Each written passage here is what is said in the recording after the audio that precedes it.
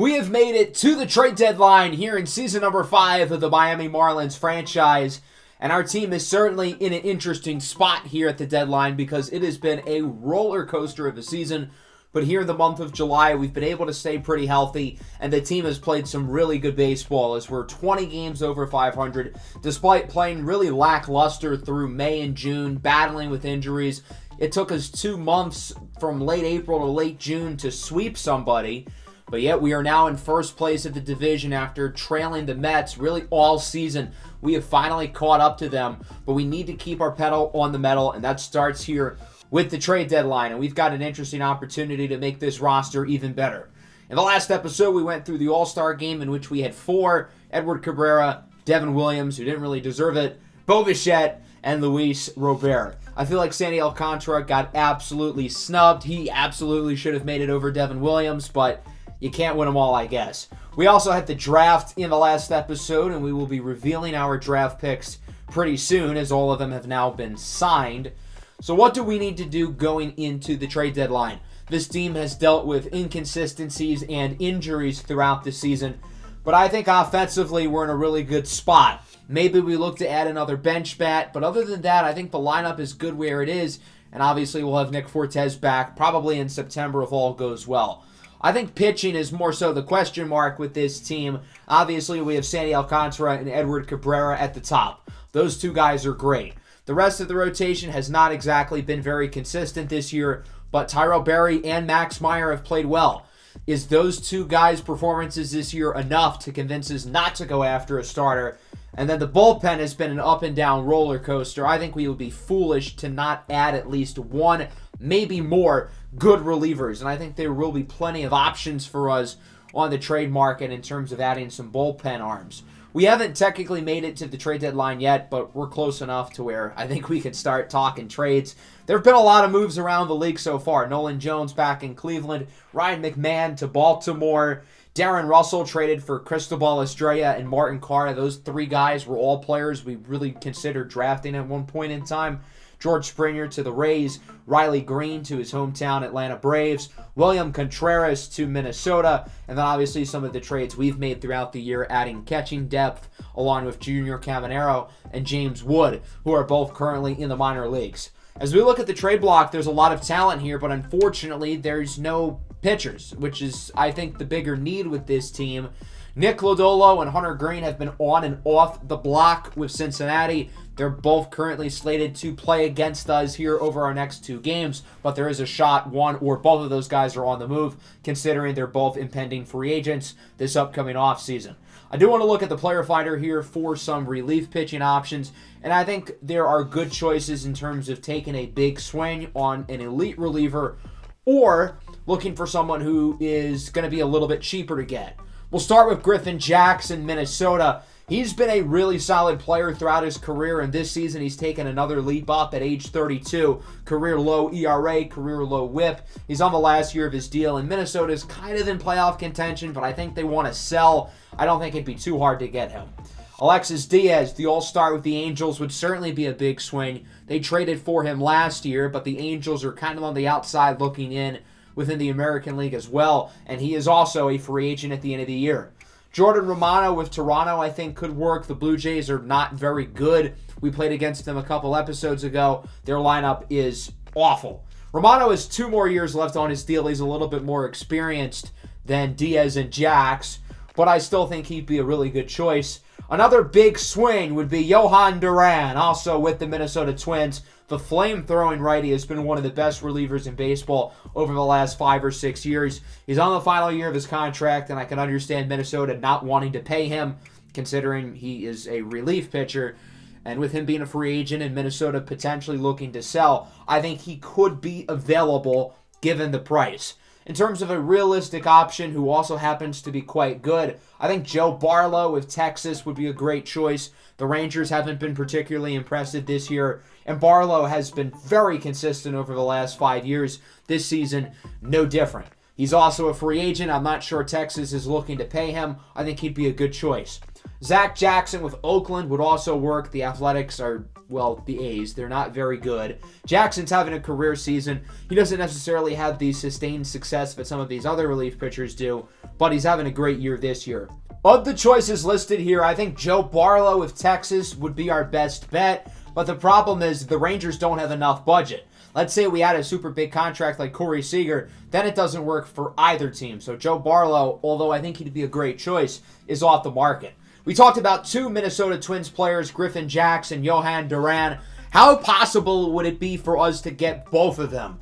Jax, I don't think would be too hard to get. Duran would probably be quite a bit harder, but the two of them together, I imagine, would be a pretty big package. As you can see with just Jax individually, not too much. Maybe a couple prospects or two. With the two of them together, though, yeah, we would have to give up a lot.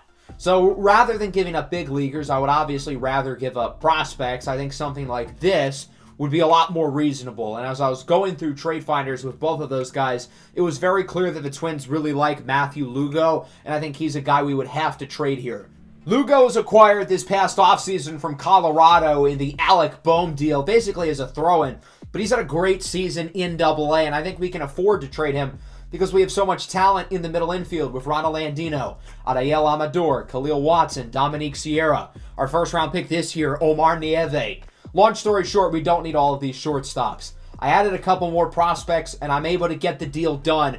We will be acquiring both Johan Duran and Griffin Jax from the Minnesota Twins. Now, we're going to have to give up quite a bit to do it. Along with Matthew Lugo, we'll be trading Houston Webster, a 20-year-old relief pitching prospect who's having a great year in AAA. I don't think it's going to be too much longer until he's called up. And with Minnesota trading two relievers right here, I won't be surprised if he gets the call up right away with the Twins. The other player on the move is Jeremias Moyano. He is in AAA, another middle infielder. Again, we're crowded there. He's hit for great power this year, 15 home runs. The contact has been a little bit inconsistent, but he gets on base and he hits dingers. The Twins could look to add some more depth within the middle infield, which is what they're doing with Lugo and Moyano. Both Lugo and Moyano have very high potential in terms of it being a C. I think it's like a 78 or 79 for both. So they're nearly B potential players for two guys who the Twins would probably be hesitant about paying long term. But for us, this is a no-brainer. We're giving up three prospects who maybe aren't a super big piece of our future, and we get two great relief pitchers. Both guys are free agents at the end of the year, adding to our list of players we have to pay. Our whole starting outfield is not under contract, 3 starters in the infield, 2 starting pitchers, and 5 relievers. That's 13 guys on our roster who will be hitting unrestricted free agency this upcoming winter. We're obviously not going to be able to pay all those guys, and with the additions of Duran and Jax, we need to clear out the bullpen a little bit, and I think trading Devin Williams, one of our 13 upcoming free agents, would be in our best interest. Devin Williams was an all-star this year, but he really was not all that good. I think the only reason why he got in is because he's gotten a lot of saves. He has pitched better as the year is going along, so I think he'll have some value, but he has not been as good as Johan Duran or Griffin Jax has this year, and he's been inconsistent throughout his career, albeit the highs with him have been very high. So we will ultimately trade him away to the Tampa Bay Rays. The Twins and the Rays are both teams who we've made a lot of moves with in this series, and this year's trade deadline is no different. So Devin Williams is obviously the focal point. He'll be going to Tampa. The defending World Series champions add some reinforcement to the bullpen, and we're also going to be giving up Eldridge Leon. Of the 3 players in the deal other than Williams, Leon actually has the highest potential, but he hasn't been all that good this year in the minors. He was part of the Jesus Luzardo trade last year with the Dodgers. We'll be getting back 2 players, the first of which is Tobias Starr. I think he's a pretty intriguing relief pitching prospect, only 22 years old. And then the other guy in the deal is catcher Reese McGuire. With Nick Fortes hurt, I think we're going to need some more consistency with our backup catcher squad. McGuire can certainly swing the wood and jerk it off when needed. Now, he doesn't really provide much extra base power. His slugging percentage this year is really poor. He can't necessarily jack it out of the park, but he can rub out a quick one for a base hit when needed with his high contact ratings, and defensively, he's pretty stiff as well behind the plate. Even when Nick Fortes comes back healthy, I think McGuire very well could stay on the big league roster because his veteran presence can really bone in on some of the young guys who are already on the team, and I think he can really be a solid mentor for some of the younger catchers who are currently rubbing their way up. So ultimately, that's going to be the Devin Williams trade. I get that it doesn't seem like a lot of value, but I don't think Devin Williams is going to be back next year. And with his struggles, I don't even think he's an asset this year. So why not get a solid relief pitching prospect and a bench bat with Meyer, who, again, can play catcher and is good there defensively, and he can hit the occasional single, jack it off when needed. Edgar Carroll will be sent down to AAA. He has struggled in the big league so far. And then we still need to send down one of our relievers, and we're going to go with Joe Shearer. He hasn't pitched all that well over the last month or two. He can be an innings eater, but we already have guys who can do that. And for now, he will go back down to AAA. So that's going to be our trade deadline. 2 moves. We add to the bullpen with Griffin Jax and Johan Duran, and then we add Reese McGuire to come off the bench as a backup catcher. Other than that, the offensive lineup does not change. The starting rotation will remain unchanged as well. I've seen enough from Tyrell Berry and Max Meyer to really trust them through the rest of the year, and hopefully that doesn't end up being our shortcoming as we get the bullpen significantly better and ready for the final 2 months of the year. So now all hands are on deck here for the final 2 months of the regular season, getting ready for the playoffs, and that'll start with a series on the road here against the Cincinnati Reds. We'll play the second game. I wanted an excuse to pitch with Max Meyer, and we win the first one 7-1.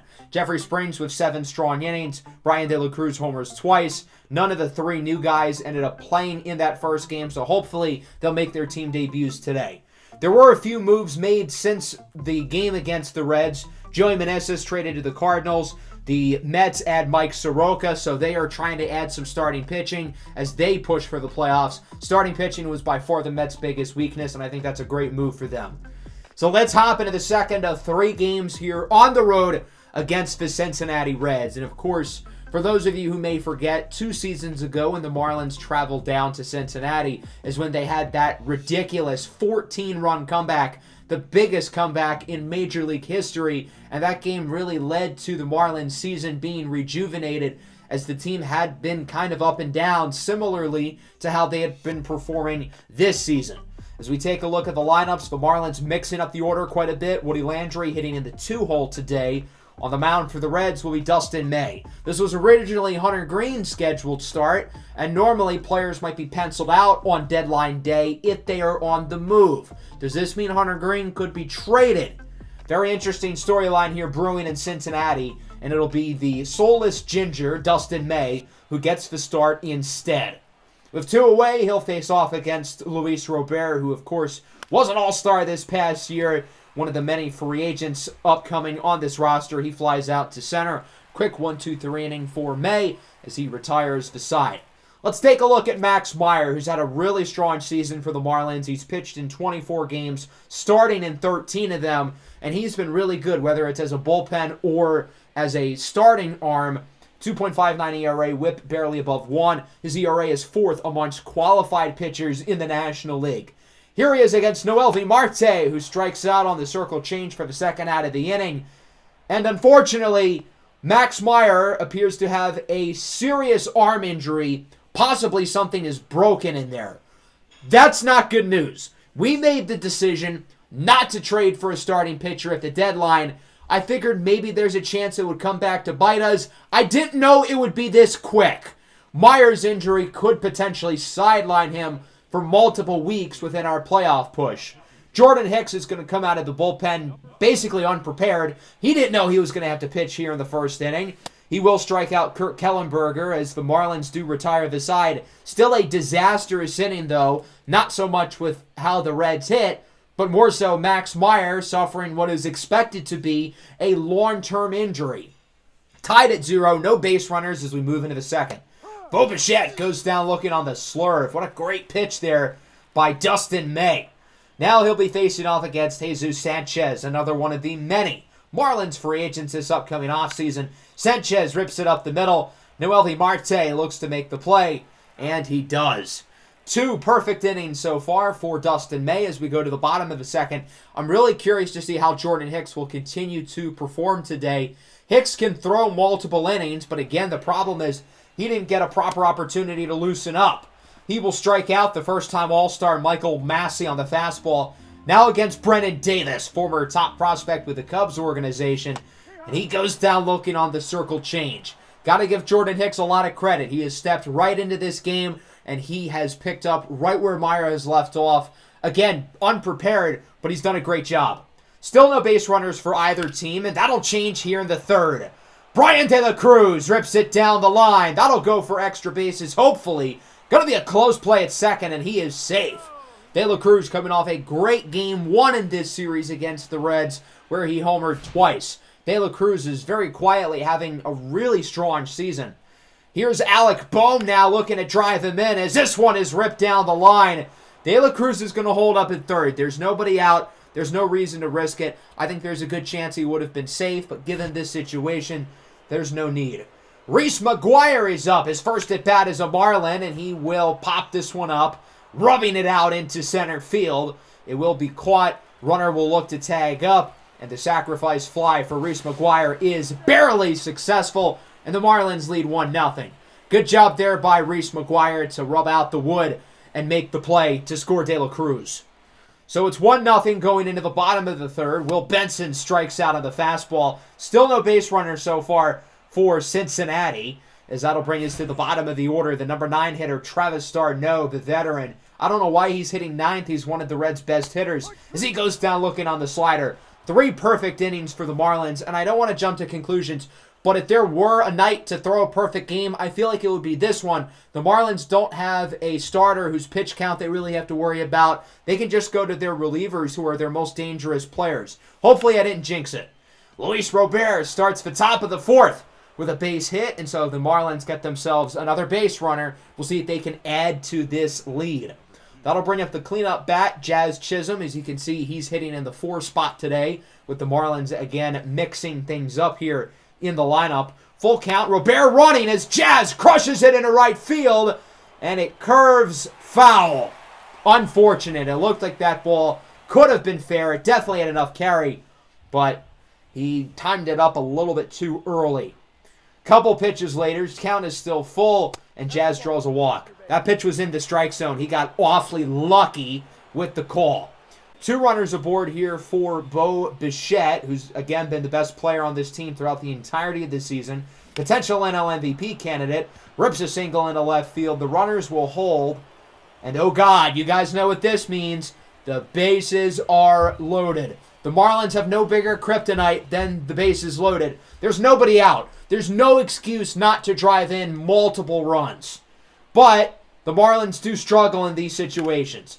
Sanchez with a sharp liner to short. It's caught by Marte, who nearly tags the runner for the double play. That could have been quite bad. That'll bring up Bryan De La Cruz, who had a base hit and scored in his last at-bat. We'll see what he can do here. Count is 2-1. De La Cruz chases an outside pitch, hits it well, but it's caught by the first baseman. He shouldn't have swung at that pitch, but that also shouldn't have been caught. That should have dropped if not for a good defensive play. And now there's 2 outs. Are the Marlins really going to blow another bases-loaded opportunity?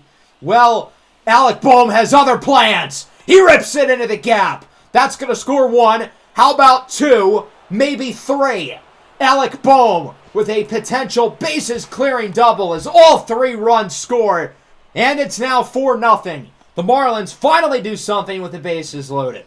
Let's go to the bottom of the 4th inning. We'll start with the top of the order. Matt McLain, who draws a walk, killing the perfect game right as I hyped it up. And, of course, it's McLain who gets on base. He's had an awful season. He's hitting like 160. I don't know why he's the leadoff hitter. He has a WAR of nearly -3. That's, like, historically bad. The Marlins unable to turn the double play as Ha-Seong Kim hesitates throwing to second. Matt McLain can't hit worth a damn, but at least he's fast, I guess. And then Edgar Silva crushes this ball into left field. That baby's gone, and it's now a 4-2 ball game. The decision by Ha-Seong Kim to hesitate before throwing it to second might have just been a 2-run swing. So from there, Hicks will be taken out of the game. I still feel like Hicks was really impressive considering the circumstance where he was not prepared at all to pitch, and he'll be replaced by Griffin Jax, coming over via trade from Minnesota, playing in his first game as a Marlin. Michael Massey draws a walk. Not a great start in the debut of Griffin Jax, who does not allow many base runners with a WAR at around .8. Brendan Davis lines it out to right. It's caught by Sanchez. The perfect game, no-hitter, and shutout are all dead with a walk and then a 2-run homer by former first-round pick Edgar Silva. Let's go to the 5th inning as the Reds make a pitching change of their own.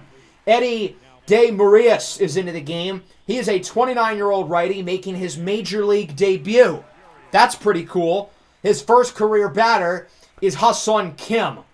Kim getting the leadoff spot today, and he will strike out on the slider. De Marias with his first career punch-out in his first career at-bat. We'll see if Eddie De Marias can retire the side as he faces off against Luis Robert with a full count. Grounds this one over to third, and the Reds will make the play. Good start in the big league career of Eddie De Marias as he retires the side, and it remains a 4-2 ball game. Let's move into the bottom of the 5th here, see if the Reds offense can add some more runs as the catcher, Alexander Pontayuski, crushes it into left center. This one's gone, and it's now 4-3. The Reds only have 2 hits today, and they've both gone for home runs. An inning ago, we were talking about this being a perfect game. Now we are within 1. Griffin Jax has not gotten off to a good start in his debut as he does strike out Will Benson, but Travis d'Arnaud rips it up the middle. Kim cannot make the play, and that'll go for a base hit. And the Cincinnati offense really has awoken after their poor start early in this game. 2 away for Noelvi Marte, grounder up the middle. Bichette looks to make the play as he nonchalantly gets the ball. Marte is safe at first, and he'll be ruled an infield single. If Bo hustles to that ball, though, that's an out. So Jax is going to be taken out of the game. He'll be replaced by the submarine-throwing lefty, Adonis Takadopoulos, who he himself has not pitched all that well over the last couple of months. He'll face off against Kurt Kellenberger, who grounds it to short. Bichette cannot make the play. Runner looks to score. The throw from De La Cruz is a dart, but he is safe, and we're tied at 4. So very quickly, how things can change. It was just 4-0. Now we're tied. Big opportunity for Edgar Silva, who homered in his last at-bat, and he goes down looking on the full count sinker. He thought that pitch was low, but he does not get the call. Rough inning, though, for the Marlins. They allow 2 more runs. Griffin Jax's Marlins debut, not a very good one. As we move into the 6th inning, we'll see if either team can take the lead. Eddie De Marias still in the game here for Cincinnati as he faces off against Bo Bichette. And Bo launches this one into left field. Pimps the rookie as it's gone. A solo home run for Bo Bichette and an even better show after the play. Bo Bichette with home run number 29 on the year, 420 feet. Blaze it as it goes 107 off the bat. That was the definition of a no-doubter. Bichette not only crushed this ball, but he also completely pimped the rookie, dropping the bat as soon as he was done to swing. He knew it was out of here immediately. The Marlins now lead at 5-4. De Marias will stay in the game as he faces off against Jesus Sanchez, and that pitch goes behind him. Is the rookie a little bit flustered after allowing the home run? Sanchez visibly and rightfully upset with De Marias. That pitch well inside as well. That'll make the count full. I imagine Jesus Sanchez wants nothing more than to absolutely crush this ball. And unfortunately, he strikes out. So Eddie De Marias wins the battle, but the Marlins are currently winning the war. Brian De La Cruz is up now. We'll see what he can do here with nobody aboard as he nearly hits De Marias, and that'll go for a single. His second hit of the game, and the Marlins get themselves another base runner as they look to add to the lead. Alec Bohm has had himself a day today, 2 for 2, drove in 3 runs during his last at-bat, looking for another hit, and I don't think he's going to get it. It's going to be close, though, but he's out at first. What a great play defensively at second base.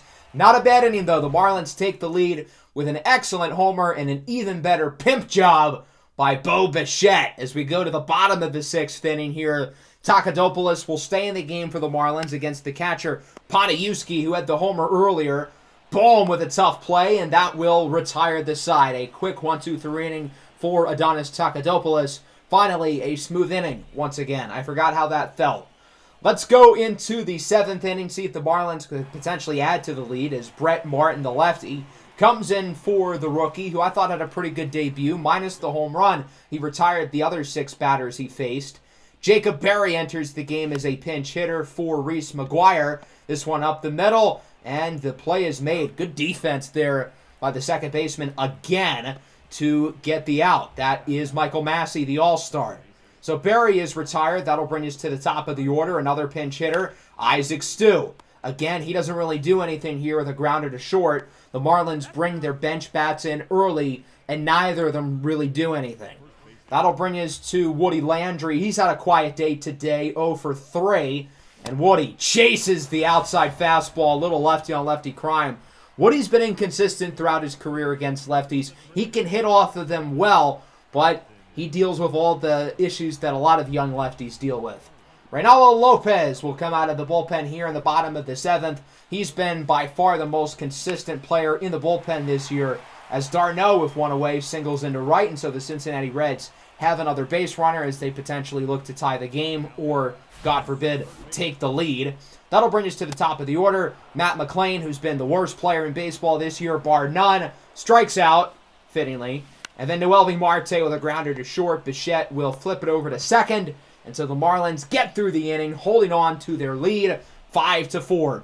Let's hop into the 8th, see if they can add some more runs here, as Tony Santillan will come into the game for Cincinnati. 3.81 ERA on the year for the righty, as he'll have to face off against the middle of the order. And that starts with Jazz Chisholm, 3-1 count, and Jazz draws his second walk of the game.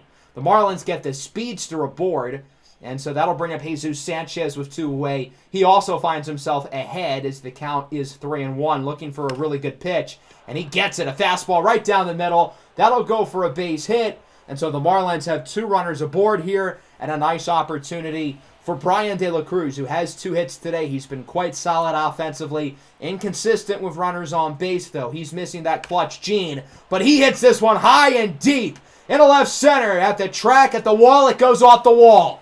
1 run scores. Sanchez looks to join. The throw to the plate is in time. They got him. Still, the Marlins score a run as De La Cruz gets his 3rd hit of the game, and it's now 6-4. We'll see if the Marlins can finish off the game here as we go to the bottom of the 8th. And it's that time, folks. It's time for Paul Sewald to pitch. 2.45 ERA on the year for Paul, who's been really good over the last couple of months, as he strikes out the former high draft pick Kurt Kellenberger, who made his first All-Star team this year at just 19 years old. Edgar Silva strikes out as well. We'll see if Sewald, who's not known as a strikeout guy, can strike out the side against Michael Massey, the 1-2. Got him on the fastball! A trio of Ks for Paul Sewald as we move into the 9th. Miami leads it by 2. So Kenny Snowden, the young lefty, will come into the game for Cincinnati, a player who the Reds are very high on as their potential long-term closer of the future. But here as a rookie, he has really dealt with the learning curves with an ERA nearing 7. Austin Wells came into the game earlier as a defensive substitution, and here in his first at-bat, he rips a single. Not a bad game off the bench here for Austin Wells. Plays some good defense, gets a base hit, and so that'll bring up Isaac Stu, who first appeared in this game back in the 7th inning. Stu hits this one high and deep in right field. Back at the track, at the wall, it is caught by Kurt Kellenberger, as that ball does not quite have enough carry to make it over the fence. The runner tags up to third. That won't really matter too much, as Woody Landry strikes out again, this time on the curveball. Rough day in the office for Woody. He goes 0 for 5 as we move into the bottom of the 9th inning. It's a 2-run game, and it's time for the new closer, Johan Duran, to come in for the save. Duran has 19 of 24 save opportunities successfully completed this year in Minnesota with an ERA at 2.7. One of the best relievers in baseball. The first thing you'll notice is that he throws gas. 99 miles an hour here on the fastball as Davis grounds out. And that's on the slow end for his fastball. Duran has this nifty pitch that he calls the splinter, and he's going to show it off here against Pontashevsky, who hits that one 106 off the bat, but Bo Bichette does make the play. So the Reds are down to their final out, make it their final strike here for Will Benson, the 3-2. Got him looking on the 101 mile an hour fastball. Yeah, Duran, he can throw it real hard. That'll do it here as the Marlins win at 6-4 here on the road. They officially win this series and improve to 66-44 on the year. The offense had some good moments here today. Brian De La Cruz and Alec Bohm really stood out. Bohm going 2 for 3, driving in 3 runs. And then Brian De La Cruz, he had 3 hits in this game and was all around really solid. Back-to-back great games against the Reds for De La Cruz. Bichette as well, of course, with a big home run. And then Reese McGuire drove in the other run. Obviously, the storyline here with Max Meyer getting hurt is not ideal, and we will find out the severity of the injury in just moments. But I thought Jordan Hicks did a pretty good job, all things considered. And with this being a bullpen day, I thought the relievers did pretty good. The Reds' pitching was fine, but not quite enough to get the win. So let's check in on Max Meyer, and it is not good news. Fractured forearm, he'll be out for 2 to 3 months. I'm not entirely sure how he would have broken it while throwing. Normally, when you see a pitching injury, it's some sort of ligament in the elbow. I suppose this is better than that because whenever you hear elbow injuries in pitchers, you think Tommy John, and that would likely sideline him through all of next season.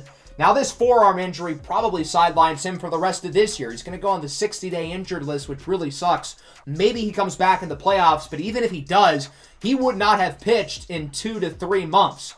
And I don't trust him to necessarily get off the ground running. I wouldn't trust anybody other than Sandy or Cabrera in that situation to really be able to pick up where they left off after a long injury. So because of that, Max Meyer, there's a 99% chance we will not see him again this season. And we've got to find someone to replace him in the bullpen. Robbie Jones is playing well. He's going to get an opportunity in the big leagues later this season.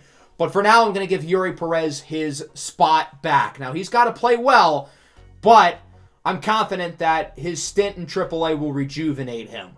He was pretty good in the minors, 2.86 ERA. The problem is he did allow a lot of hits and a lot of base runners, but he's striking out guys at a good rate, and he's allowed only 2 home runs in nearly 80 innings of work. If you look at the other guys he's grouped with in terms of pitching WAR, they have all thrown significantly more innings. The only guy less than 100 innings pitched here is Rodney Dunbar, a guy we contemplated drafting here a couple years ago. So Yuri Perez has been very good in the minors, minus allowing a lot of hits, and I think he has earned an opportunity back. But again, he's going to have to play well. He hasn't shown much improvements in his big league career. This year he was really bad. Let's see how he can perform.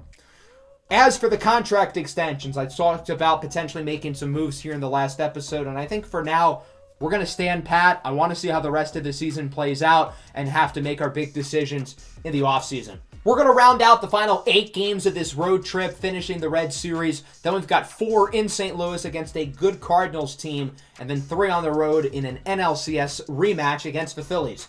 We ended up doing really well, going 6-2 in the 8 games we simulated, finishing the Red Series with a win. We swept the Cardinals in all 4 games, but then only took 1 against the Phillies. The notable performer here is, without a doubt, Edward Cabrera. He pitched in 2 games, he threw 16 innings, and they were all scoreless. In his second game against the Phillies, he went the entire way, just his second career complete game. As good as Sandy Alcantara has been, Cabrera is trying to show us that he still is the best pitcher on this staff. I think he's really starting to run away with the Cy Young Award, and I would be very surprised if he doesn't win it unless he really falls on his face over the last 2 months of the year. And knowing Cabrera, I don't think that's going to happen. He's been nothing short of spectacular this season, and these last 2 games certainly proved that. While Cabrera's gotten his respect, Bo Bichette has not. He has fallen out of the top 3 for the MVP, and I don't really know how. As it stands now, we are 72-46. We've made up even more ground on the Mets as we lead them by 3.5 games, and we now have the best record in all of baseball. We have signed all of our draft picks. We can see all of their overall ratings, but I think we're going to wait until the next episode. Got to have the suspense there. We're going to make it through most of August, and we've got some really big series. The defending champion Tampa Bay Rays come to town in a battle of the Florida teams, and then later in the month, we have a huge West Coast road trip against the Dodgers and the Padres, who are arguably the 2 best teams in baseball, and there's a really good shot we see one or both of those teams in the playoffs, so those series are going to be really important. I hope everybody enjoyed the episode. Let me know what you thought of our deadline moves down below in the comment section. Make sure to leave a like and subscribe to the channel if you are new. Peace out.